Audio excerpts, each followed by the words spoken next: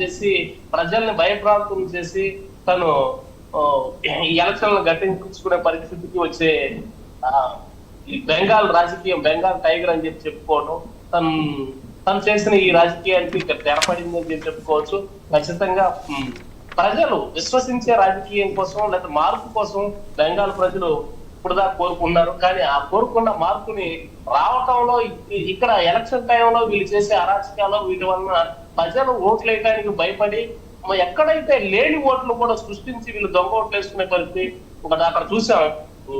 మిగిలిన ఎవరు బ్యాలెట్లు ఎవరి కనపడకుండా టేప్లు వేసి ఓన్లీ వాళ్ళని మాత్రమే వేసుకునే పరిస్థితి ఏది కేంద్ర బలగాలు మోహరించినా కూడా. అందుకనే డీడీగా మమతా బెనర్జీ గారు ఎలక్షన్ కమిషన్ మీదే ఫైర్ అయ్యారు. ఎలక్షన్ కమిషన్ మీద ప్రజాప్రతినిధిగా ఆమె ఎలక్షన్ లో పనిచేయడం జరిగింది. ఎందుకు అంటే తను చేసేవి అన్ని మొత్తం ఇక్కడ పూర్తిగా తెలిసిపోయింది, ఇక్కడ పూర్తిగా అర్థమైపోయి ఎలక్షన్ కమిషన్ పూర్తి స్థాయిలో స్వచ్ఛంగా ఎలక్షన్ చేయడం కోసం 90 లక్షల ఓట్లను తొలగించే పరిస్థితి.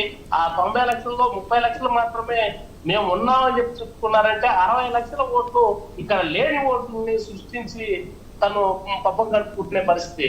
దాదాపు ఒక నియోజకవర్గంలో 10 ఓట్లకు గెలిస్తే గెలిచే అవకాశం ఉంటుంది.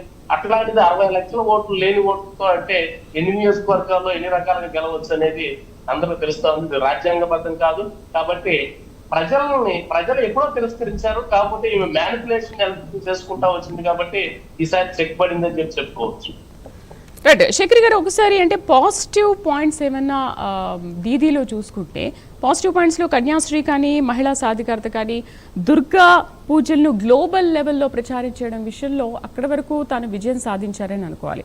బట్ నెగిటివ్ పాయింట్స్ ఏంటి? రాజకీయ హింస కానీ లేకపోతే ఆర్జీకర్ విషయంలో కానీ ఆర్జీకర్ విషయం అనేది చాలా ఆమెకు మైనస్ పాయింట్ అయింది అనుకోవాలా? అప్పుడే ప్రజలు చాలా తిరగబడ్డారు. తలసరి ఆదాయాన్ని పెంచడం, వాళ్ళకి కావాల్సిన పరిశ్రమలు రావటం, అవినీతి ఆరోపణలు ఎదుర్కొనే పరిస్థితి ఇది ఒకటే. ఇన్ని రకాల నెగిటివ్ పాయింట్స్ ఉంటే ఆయన స్థానికంగా గ్లోబల్ లెవెల్లో బెంగాల్ చూపించినా లేకపోతే బెంగాల్ ప్రజల్లో గ్రౌండ్ లెవెల్లో అంటే రూరల్ లెవెల్లో బెంగాల్ ని ఏమో ఓన్ చేసుకున్నా వాళ్ళ తరఫున మాట్లాడినా ఆ మాటల వరకే పరిమితం కాకుండా వాళ్ళ అభివృద్ధి కోసం వాళ్ళకి పరిశ్రమలు వచ్చి వాళ్ళకి ఉపాధి కల్పించే వరకు వాళ్ళ తలసరి ఆదాయం పెంచేదానికి రాజకీయ ఉపాధిగా కల్పించారు. కానీ ఊరికే వీళ్ళని వెనకేసుకొచ్చి మాట్లాడినట్టు మాట్లాడి ఇక్కడ రావాల్సిన పరిశ్రమల్ని ఇతర దేశాలకు గుజరాత్కి వెళ్ళిన పరిస్థితి గతంలో మనం చూసాం.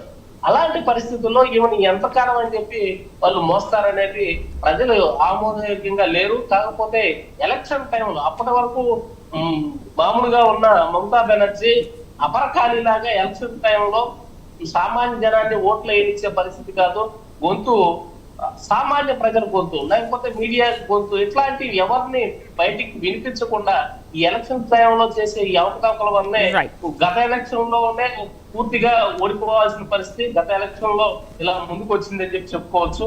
ఈ టైంలో పూర్తిగా ఎలక్షన్ కమిషన్ కాన్సన్ట్రేట్ చేయడం వల్ల ఆ అవకతవకలన్నీ బయటపడి పూర్తి స్థాయి మెజారిటీ బీజేపీ తీసుకోవటం, అక్కడ ప్రజలు ప్రత్యామ్నాయంగా బీజేపీని ఎన్నుకోవటం అనేది జరిగింది అని మనం చెప్పాం. రైట్, బ్రేక్ తీసుకుందాం. బ్రేక్ తర్వాత ఫలితాల అప్డేట్స్ చూద్దాం. అటు తమిళనాడు, బెంగాల్, కేరళలో పూర్తిగా మార్పులు చేర్పులు చోటు చేసుకుంటున్నాయి. మార్పులు జరుగుతున్నాయి. అధికార పగ్గాలు ఎవరి చేతులకు వెళ్తాయి అనేది. అండ్ అస్సాంలో